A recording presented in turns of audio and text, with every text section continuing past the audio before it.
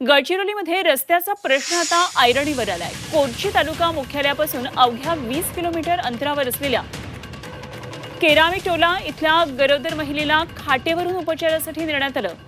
केरामीटोला ते सरविंदड दरम्यान रस्ता नाहीये, त्यामुळे रोशनी श्यामसाय कमरो या महिलेला अशा प्रकारे खाटेची कावड तयार करण्यात आली आणि त्यानंतर तिला रुग्णालयामध्ये नेण्यात आलं।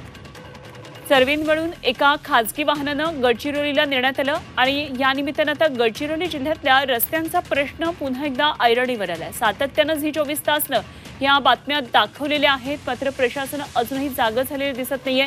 लोकप्रतिनिधींनी रस्त्याच्या प्रश्नांकडे गंभीरतेनं पाहण्याची आता गरज आहे। रस्त्यांअभावी नागरिकांचे मोठे हाल दिसतात।